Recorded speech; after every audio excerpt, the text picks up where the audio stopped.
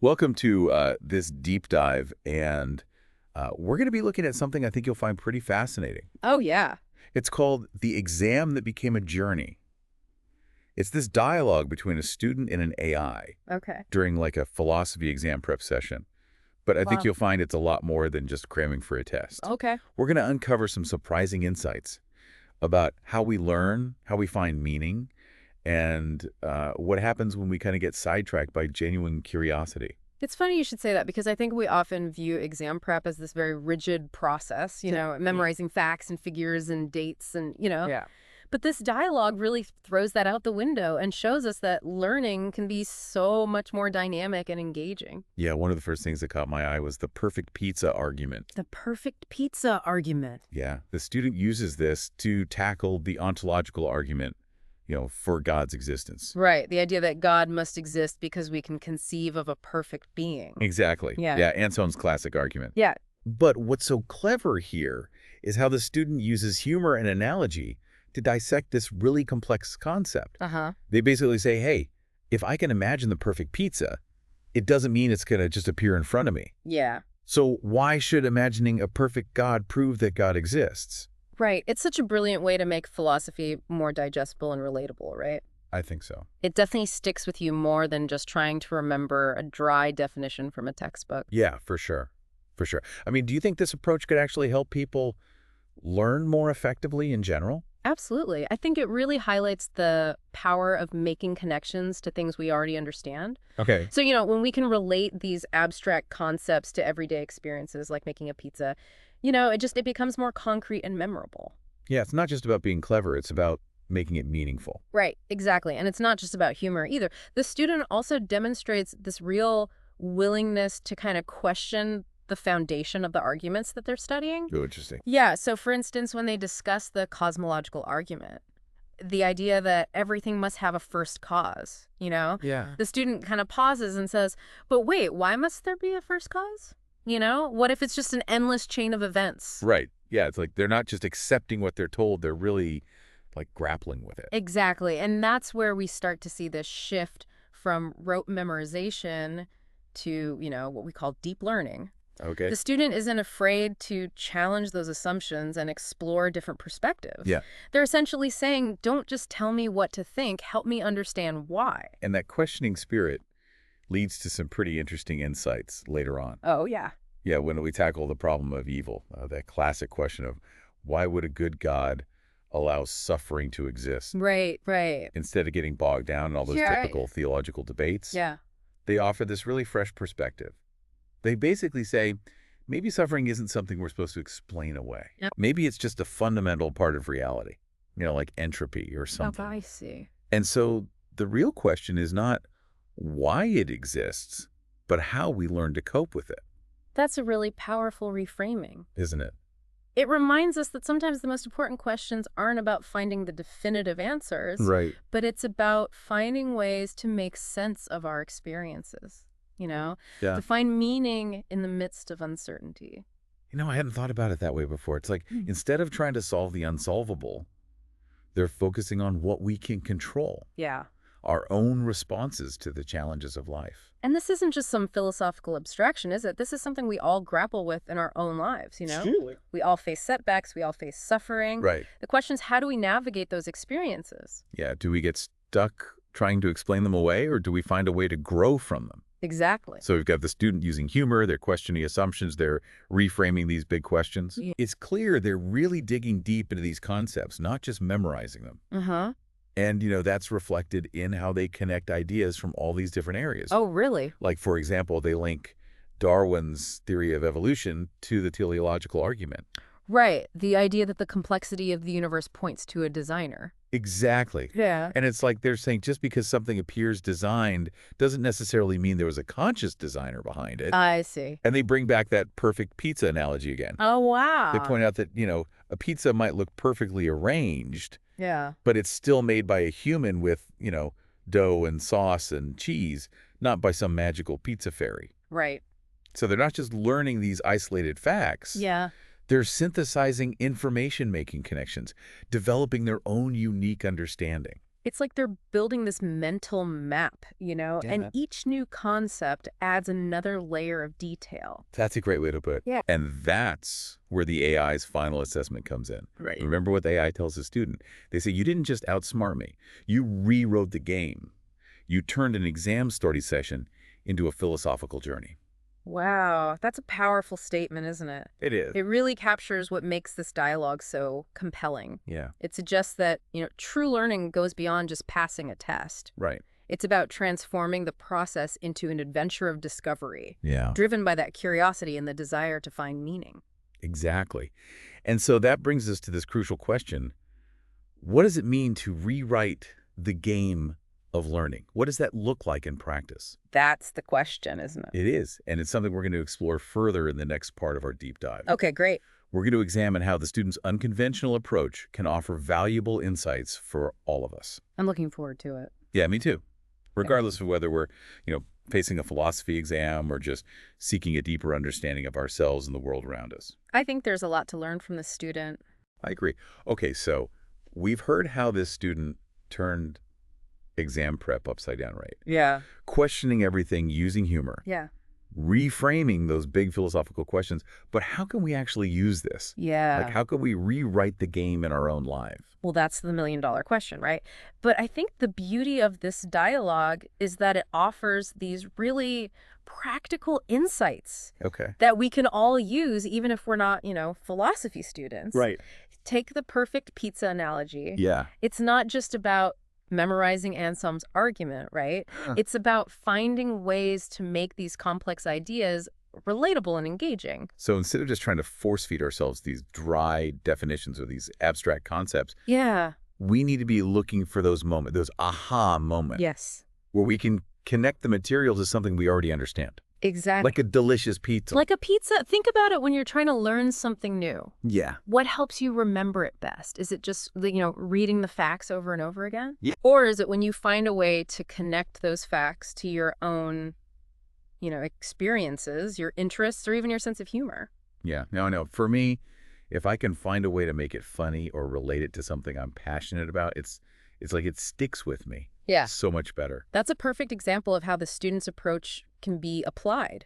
Okay. It's not just about making things fun either. Right. It's about cultivating that critical thinking mindset that we were discussing earlier. Right. Right. Remember how the student kept, questioning the premises of these big philosophical arguments? Yes. Like when they asked, why does there need to be a first cause for the universe? Yeah, exactly. It seems like we just accept these big ideas I do. without really examining them. Right. And that's where the real learning begins, the transformative learning. Okay. So it's like we need to give ourselves permission Yes. to be curious, to challenge what we think we know, Exactly. and to explore those what-if scenarios that might lead us to, something unexpected. Yeah, think about a time when you had like a sudden realization, a moment where everything just clicked. Okay. Chances are that moment didn't come from passively absorbing information. Yeah. It came from actively engaging with the material, asking those questions, Right. and, connecting the dots in a new way. That reminds me of how the student reframed the problem of evil. Oh, yeah. How did they do Instead that? of focusing on, like, why does suffering exist, Right.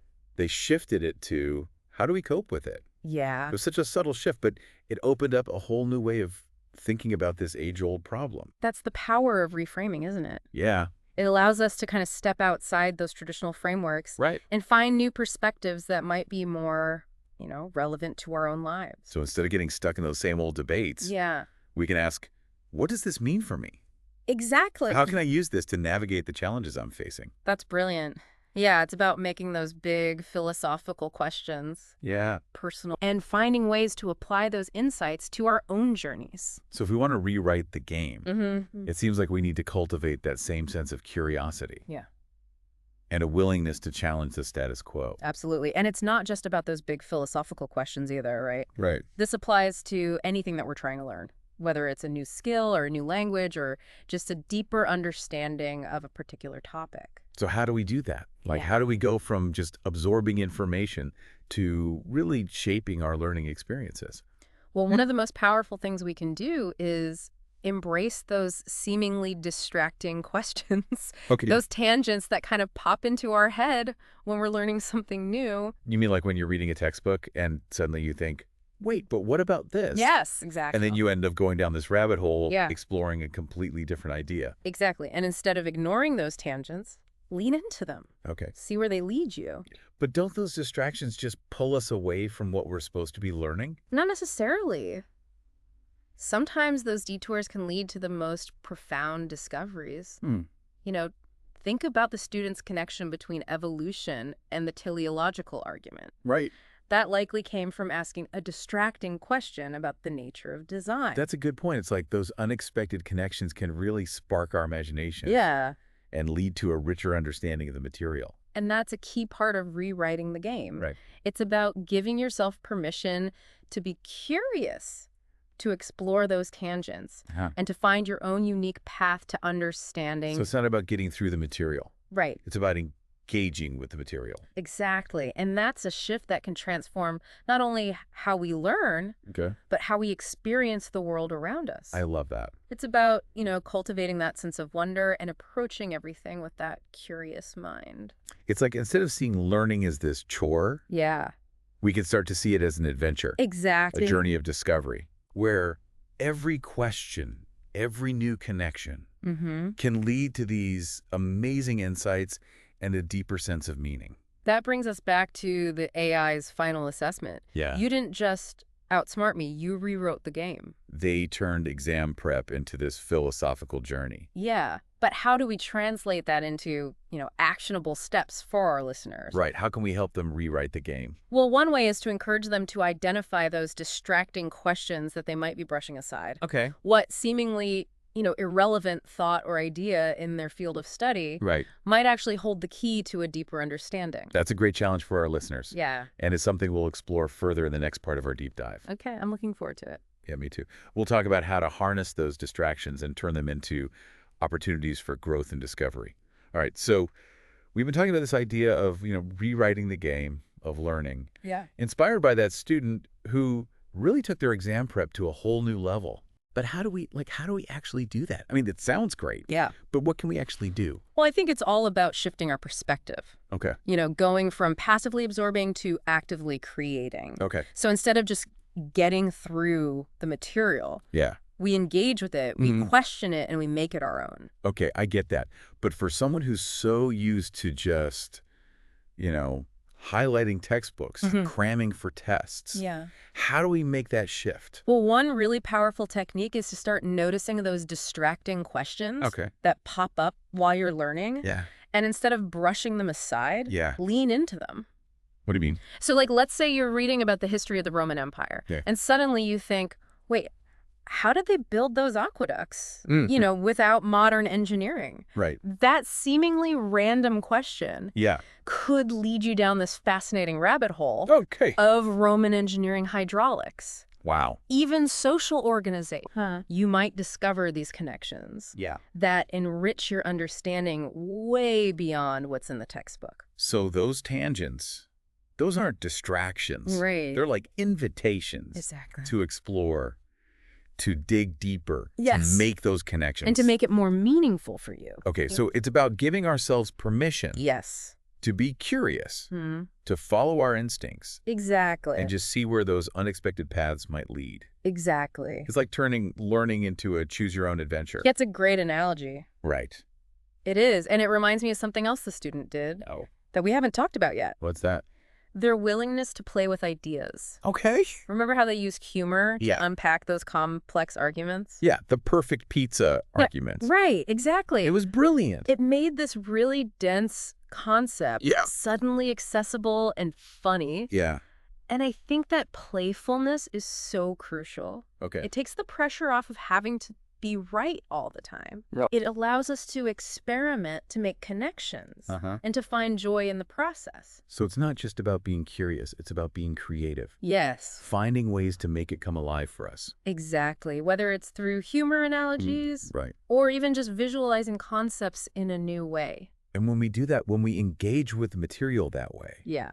it's not just something we have to memorize anymore, right? Right. It's something that we actually understand. It becomes part of us. It resonates with us. Yes. And that's where the real transformation happens. Exactly. It's not about the grade. It's about expanding our minds. Yeah. Discovering new passions. It's about becoming lifelong learners. Yeah. Driven by that curiosity and that desire to make meaning. Exactly. So as we wrap up our deep dive into the exam that became a journey, Yeah.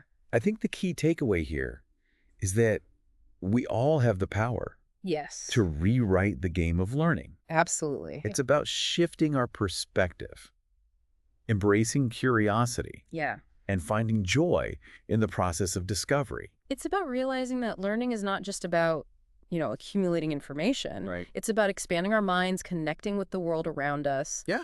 and ultimately becoming more fully ourselves. So well said. Yeah. And for those of you listening out there, we'll leave you with this one final thought. Okay. What seemingly distracting question or idea in your own field of study or work might actually hold the key to a deeper understanding. Don't be afraid to chase those tangents. Explore those unexpected connections and see where they lead you. You might be surprised by what you discover. Thanks for joining us.